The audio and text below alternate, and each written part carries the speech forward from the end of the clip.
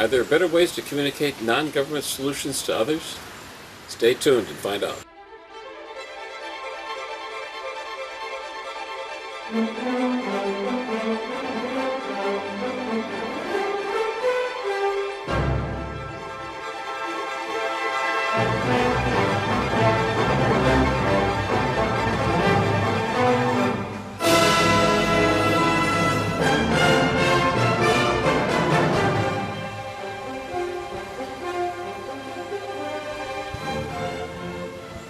Hi, this is Libertarian Viewpoint, and I'm the producer, Bob Ott. Libertarianism is all about liberty. Liberty is the exercise of freedom that does not depend upon the rights of others. Liberty is the basis for all non-government solutions. It's hard to see how anyone could be against liberty. Now, I have a treat for you today. Sharon Harris spoke at the Libertarian Party of Minnesota State Convention this year, and she talked about how to communicate non-government solution ideas to others. After this, after the credits, I have an 8-minute video produced by the International Society for Individual Liberty. I hope you enjoy. That was wonderful. Really enjoyed that. I've been asked to do two things today. So before I do my keynote speech, I would like to share with you a number of communication tips that you can use to help bring in more libertarians to the movement. And so what I'd like to do is I've kind of picked my top 10, and we have a lot more at the Advocates website that we can share with you. But I'd like to just share with you some of the things we've learned over the years that really work to bring in, to create and discover new libertarians. The first one that I would like to mention is the first rule of libertarian communication. And that is to do no harm to the libertarian movement. And what I mean by that is to simply realize that you are a spokesman for an entire movement. When you speak, as you know, about libertarianism, you really are representing everyone here in this room. You're representing all the hundreds of thousands of other libertarians that there are in this country. And what happens a lot of times is somebody meets the first libertarian, and if that libertarian is a jerk, or mean, or whatever that libertarian might be, even as we're individuals, so we don't like to be thought of as a collective group of people, but we do represent other libertarians. So what happens is that person, the next time they meet a libertarian, I'm not going to listen to you. I already met a libertarian, and I don't like libertarians. And I'll have to confess that I actually did that a number of years ago. I actually turned off my best friend to libertarianism because I was just being so rude with her about it that she said, I never want to talk about libertarianism ever again. I've done that. I don't know if you have, but some of your friends may have done it. And the first rule is just simply not to do that, to realize that you do represent other people. The next thing that we need to think about, and I'm going to give you a chance to kind of move around a bit. We've been sitting a little while, and so I'm going to ask you to play a little game with me, if you would. I'd like to demonstrate something to you. What I'd like for you to do, and what we'll do when we're going to number off 1, 2, 1, 2, 1, 2 around the room. And while we do that, let's stand up so we can kind of stretch our legs a little bit. And if you just start over here and everybody just say 1, 2, 1, 2 all the way around the room. Start right over here. 1, 2, 1, 2, 1, 2, 1, 2, 1, 1, 2, 2, 1, 1, 2, 1, 2, 1, 2, 1, 2, 1, 2, 1, 2, 1, 2, 1, 2, 1, 2, 1, 2, 1, 2, 1, 2, 1, 2, 1, 2, 1, 2, 1, 2. All right. Everybody? Okay. Now, everyone who is a number 1 is going to be a communicator. And everyone who is a number 2 is going to be a listener. Okay? Just bear with me here for a minute. If you will get together with somebody next to you who's a different number from you, just kind of pair off as 1 and 2. Okay? Now, everyone who is a 1 I want you to think in your head about a song. Don't tell anybody what your song is, but think of a song. And it's not fair to think of a song that no one knows but you, that like you wrote last week or something, okay? Let's give people a chance here. To think of a song that you think most people would probably recognize if they heard the song, okay? Now the listener is just going to be listening to the other person, and the other person is going to try to get you to guess the song that he's thinking about. Now the only way you have to communicate as a number one is to tap out the song. Okay? So when I say go, all the number ones, tap out your song and try to get your number two person to figure out the song. And when you guess the song, raise your hand that you've guessed it, okay? Go.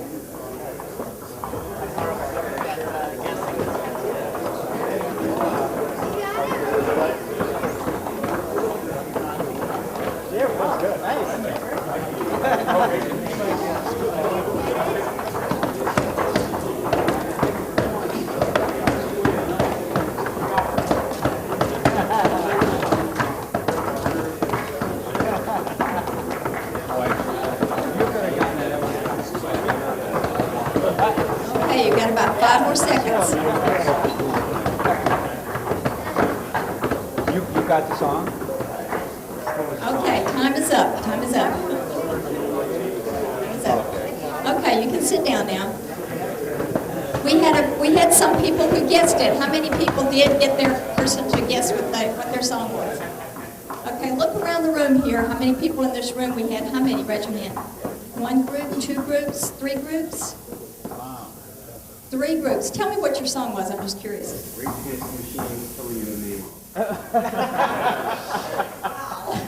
What was yours? What was it? Jingle bells. Okay, what was yours? We will rock you. All right. Okay, good. Okay. Now, think about this experience for a moment. Would anyone like to share, who was a communicator, how it felt to you when you were trying to trying to convey this song? Would anybody like to just share right quick what it felt like? Yeah. I couldn't figure out how to translate that song into something that was just, even on paper. Was it a little frustrating to you to do that? And would somebody who was a listener share, how did you feel trying to listen? We had about a 55-year age disparity. That I would know. Okay, one of the things you would notice about this, what I'm trying to show you here, is something that's called the curse of knowledge. Okay? As a number one, you knew something that the other person had no idea about, okay?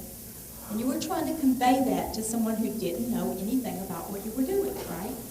It was frustrating to both of you because as a communicator, you only had this one way of communicating, this banging out the song, and yet you couldn't get that across because it sounds like it would be easy because you're hearing the music. You're hearing the music really clear in your mind, right, when you're saying this, but the other person can't hear it. And that's what happens to us sometimes as libertarians because we're very knowledgeable. We've been studying this a long time. We've been talking about this a long time, debating this for a long time, reading lots of books, okay? And we know a lot of things. The person who's listening to us does not know all of these things. So where do we start? What do we use to communicate with them? So we need to be very aware of this and realize that we need to kind of step back a little bit and remember that we didn't always know this either. So how would we like for somebody to communicate with us? So it's a good experience to realize how there can be a frustration when 2 people are talking if they're not on the same wavelength, if they don't know the same things. Another communication tip I would like to tell you is the importance of branding libertarianism. And that's something some people here have already talked about, the idea that we have something to sell.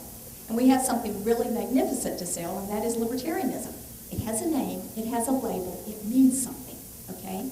And we really can't talk about something if it doesn't have a label. We try to tell somebody that something's over there on that table. We don't have the word table. How do we talk about it? How do we convey that we're talking about the same thing that somebody over there is talking about? We have a label for it, called a table. The same thing with libertarianism. And what happens a lot of times is people have a good libertarian solution to something, and they want to share it with somebody, and they'll say, well, if I tell them it's libertarian, they may be prejudiced against it, or they may misunderstand it. So I'm just going to explain to them about gun rights, or I'm going to explain to them about re-legalizing drugs or something like that, but I'm not going to say that's a libertarian position. And what happens then? Person listens to your solution and they say, yeah, that's a pretty good idea. Next time they have a problem they want to find a solution to, they don't know that they can also look to libertarians for other solutions. They don't know that there are other people who call themselves libertarians that they could get together and talk to. So I think it's very important that we use the L word all the time. Anytime you call in a talk radio show with an idea, say, this is a libertarian idea. When you write a letter to the editor, always use the word libertarian. It gives you a brand just like McDonald's. McDonald's doesn't sell hamburgers, they sell McDonald's hamburgers, and they want people to come by and buy McDonald's. And remember, McDonald's is a brand name. The same thing with libertarianism. Another thing I'd like to share with you is the power of questions. We often want to tell people about libertarianism, and we tend to lecture about libertarianism, but there's a real power in allowing the person to come up with their own answer to the question. Let me give you an example. Suppose you're talking with someone who's always talking about helping other people, and they really care about the poor and helping the poor. And so they're a little concerned about whether libertarians feel that or not. And so they're telling you, I don't think libertarians want to help the poor. Well, you could talk to them for a long time and tell them a lot of things about how, in fact, libertarians do help the poor. But here's a really good idea. Ask them this question. Say, I can see that you really do care about helping the poor. Let me ask you something. What if you won the lottery tomorrow and you had $1 million, and after you paid the first half to the government, then you have this $500,000, and you want to give it to the poor to help them. And you have two choices. You can give it to the government welfare department, and they will distribute it to the poor. Or you can give it to a private charity who has a history of giving 95% of their funds to help the poor. Which one would you do? And then just be quiet, because I guarantee you that every single time they will have the same answer.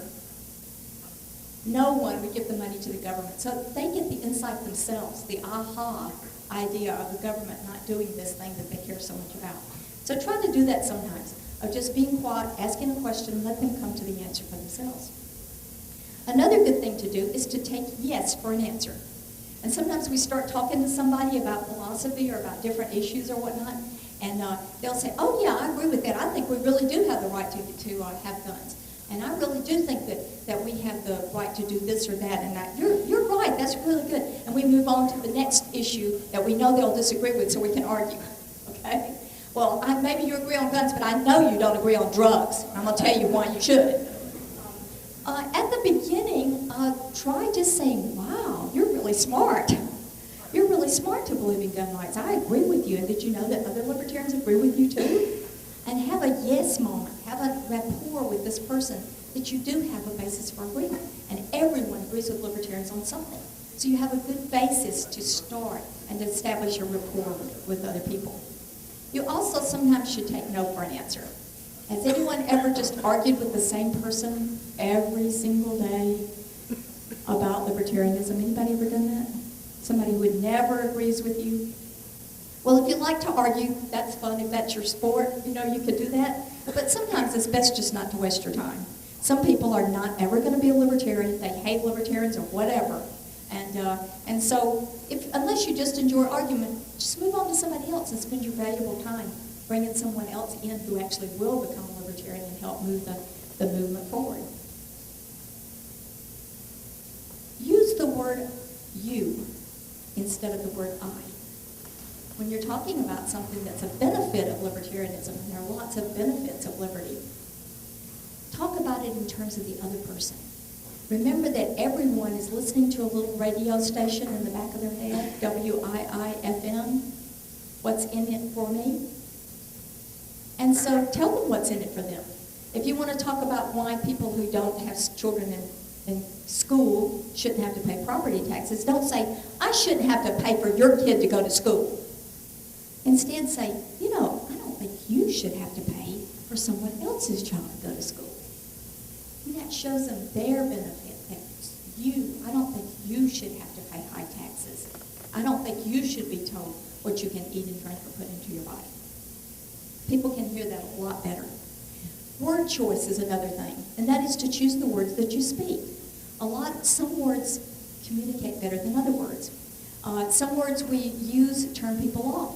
A good example is sometimes when we use the word abolish, which is really a fun word to use. You know, I like to abolish the FDA, and yes, I would like to abolish the FDA. But it might be better, and people might be more open to the idea if you said, you know, we want to replace the FDA with something that works much, much better, that actually does bring about drugs that are safe and innovative. So you can sometimes scare people with the word abolish. They think, oh gosh, if we abolish the FDA, we won't have safe food, we won't have safe drugs, because they've been told that this brings about that. The word capitalism is another word. Capitalism is a great word, but to some people, they picture the little monopoly guy, you know, or they picture the big corporations abusing people or that kind of thing. And so maybe try a different word. And what's interesting when deciding what word to use is to kind of pay attention to the polls. There are polls that are done on a regular basis of how people respond to words. And the most recent poll where they gave different words and asked people how they responded to them, the word capitalism had a fairly favorable reaction. But what was much more favorable reaction was free enterprise. People really like, and not just Republicans or conservatives and libertarians, but even people on the other side, even Democrats, responded well to the idea of free enterprise. They love the word entrepreneur. They love the word small business. These are things we believe in, we have a good program for, and so use those words. Also, you might want to use, someone used earlier the word crony capitalism. When somebody starts talking about capitalism in a way that we know they misunderstand what we mean about capitalism, say, no, that's crony capitalism. Or even better, one gentleman came up with crapitalism, which I thought was a pretty good word. That kind of gets people thinking, but that would be a good word to use too. Public schools, why not use the word government school? Because that's what it is. It's not a public school, it's a government school. And people, when you use that word, it's like, what do you mean government school? Well, obviously, you know, the government owns it, the government runs it, and so forth. So call it what it is. Don't call it a public school, call it a government school. It was a brilliant idea that someone came up with to replace instead of talking about the estate tax, they call it a grandchild tax or a death tax. What a brilliant thing to come up with. When you say estate tax, it sounds like really rich people with estates and everything, and nobody really cares about it, but people care about grandchildren. So someone called it the grandchild tax.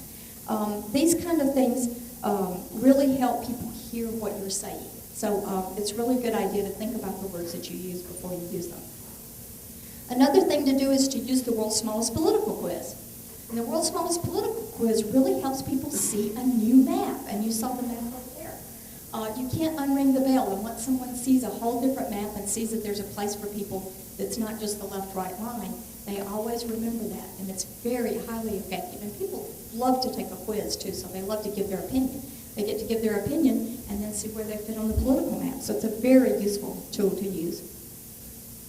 The last one I'd like to talk about is one of my favorites, and that is something that I call the Libertarian denominator. Now, I used to say, and I've heard some people use this, many libertarians use this idea, when someone asks them what a libertarian is, as it compared, you know, you sound sort of like a conservative and you sound sort of like a liberal. I don't understand what you are.